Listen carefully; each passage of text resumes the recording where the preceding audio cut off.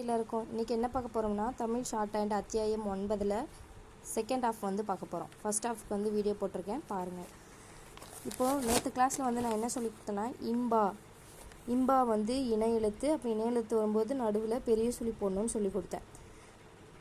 இப்போது இம்பாவுக்கு முன்னாடி ஆரம்பத்தில் உயிரெழுத்து வருதுன்னா இந்த பெரிய சுழி போடாமல் முழுசாக எழுதணும். அம்பலம் அப்படின்றதுக்கு ஆரம்பத்தில் வருதா இம்பாக்கு முன்னாடி. இப்போ இம்பா லா இம், ஓகேங்களா, அம்பலம். அது மாதிரி அம்பிகை அப்படின்போது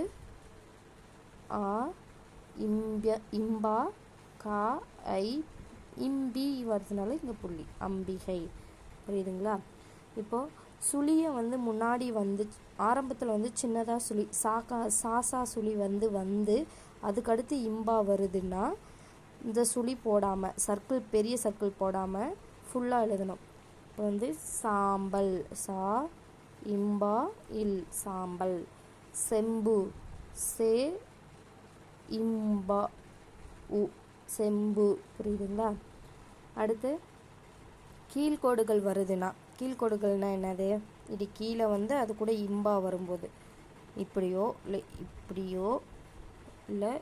இப்படியோ மேலேருந்து கீழே வந்து அது கூட இம்பா வந்துச்சுனாவே அது கீழ்கோடுகளுக்கு அடுத்து வந்து இம்பா வரும்போது பெரிய சுழி போடாமல் ஃபுல்லாக எழுதணும். அப்போ வந்து கதம்பம் கா தா இம்பா இம் கதம்பம். குடும்பம் கு டு இம்பா இம், இந்த கோடெல்லாம் வந்து நீங்கள் போட்டுக்கோங்க. குடும்பம். ஜம்பம் ஜே இம்பா இம் ஜம்பம், ஓகேங்களா, புரியுதா? குடும்பம், ஓகேங்களா, கதம்பம். அடுத்து மற்ற இடத்துல வந்து இந்த மாதிரி இடங்களில் மட்டும்தான் இம்பா வந்து ஃபுல்லாக எழுதணும். அது இம்பாவுக்கு முன்னாடி உயிரெழுத்து வரும்போது, கீழ்கோடுகளுக்கு அடுத்து இம்பா வரும்போது, சாவுக்கு அடுத்து இம்பா வரும்போது ஃபுல்லாக எழுதணும். மற்ற இடத்துல வசதிக்காக அந்த பெரிய சுழிக்கு வந்து யூஸ் பண்ணிக்கலாம். ஆரம்பம் அப்படின்றதுல இம்பாவுக்கு முன்னாடி ரா வந்துடுது, அதுக்கு முன்னாடி தான் வருது. அப்போ வந்து நம்ம ஃபுல்லாக எழுதலாம். அதாவது இம்பாக்கான சுழி சேர்த்து எழுதலாம். ரா இம்பா இம் ஆரம்பம். கிளம்பு கி லா இம்பு, ஓகேங்களா. குழம்பு கு லா இம்பு. ஸ்வயம்பு ஸ்வயம் யா கூட வரும்போது ஸ்வா வந்து ஃபுல்லாக எழுதணும்னு சொல்லியிருக்கேன். ஸ்வா ய இம்பு, புரியுதா? இப்படி எழுத.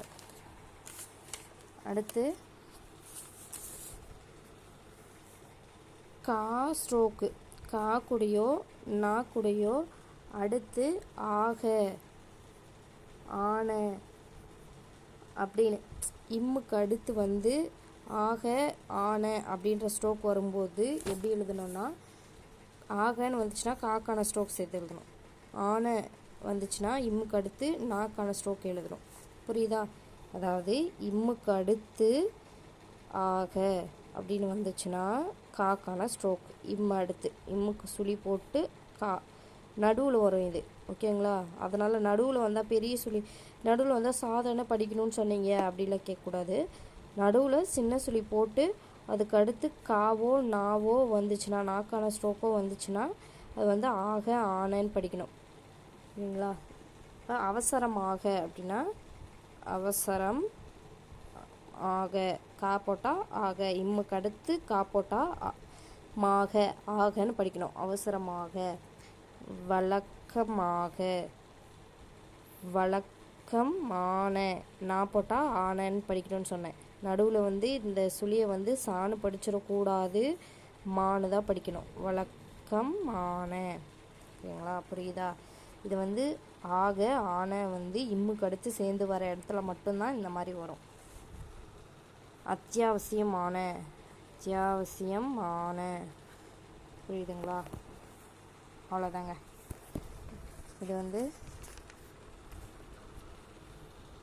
இந்த எக்ஸாம்பிள்ஸ் வந்து படிச்சுட்டு 29வது பயிற்சி வந்து ப்ராக்டிஸ் பண்ணிவிட்டு அடுத்து தனிக்குறி சொற்கள் இருக்குது, சுருக்கங்கள் இருக்குது, வினை சுருக்கம் இருக்குது. இது ஒரு டைம் சொல்லிடுறேன். இதையும் சேர்த்து படிச்சிட்டிங்கன்னா 9th சாப்டர் முடிஞ்சிடும். இப்போ சுவாதீனமாய் அப்படின்னா ஃபஸ்ட் ப்ளேஸில்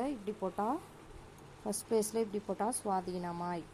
சுயேட்சையாய் அப்படின்னா செகண்ட் ப்ளேஸில் இச்சா சாக்கான ஸ்ட்ரோக் போட்டு இச்சா வந்து போட்டோம்னா சுயேட்சையாய். ஃபஸ்ட்டில் சா போட்டு தா போட்டால் சுவாதீனமாய் சுயேட்சையாய். வந்து அரசாங்க அப்படின்னா அர சா இங்கா அரசாங்க. ஆதியோடு அந்தமாகனா ஆதியோடு அந்தமாக. சரிங்களா? அதை போன்ற அப்படின்னா அதை இப்படி சுழி வரணும். அதை சுழி போட்டு இப்படி ரா போட்டால் அதை போன்ற. மாட்சிமை தங்கிய அப்படின்னா மா இச்சா மா இங்கா மாட்சிமை தங்கிய. இது வந்து மெமரி தான் பண்ணணும். இது வேண்டாம் வினை சுருக்கம்னா ஒரு வார்த்தைக்கு கடைசியில் வந்து இந்த மாதிரி வரும். வேண்டாம் அப்படின்னா வா இன்னு டா இம் வேண்டாம். வேண்டாமென அப்படின்னா வேண்டாமென ஃபுல்லாக எழுதணும். வேண்டாமென. வேண்டாம் என்று வேண்டாம் என்று. வெளியே வந்து சின்னதாக கோடு போட்டோம்னா என்று. வேண்டாம் என்று. வேண்டாமெனில் ஓகேங்களா? அடுத்து வேண்டாம் என்றால் வேண்டாம் இல்லு போட்டால் வேண்டாம் என்றால். இது வந்து வேண்டாம் என்றால்னு படிக்கணும். வேண்டாம் என்றால். ஓகேங்களா? அவ்வளோதான். தனிக்குறிச்சொற்கள் சுருக்கம் வினை சுருக்கம் இந்த பயிற்சி 30 வந்து ப்ராக்டிஸ் பண்ணிங்கன்னா 9வது அத்தியாயம் முடிஞ்சுது. மீதி வந்து அடுத்த கிளாஸில் பார்ப்போம். தேங்க்யூ.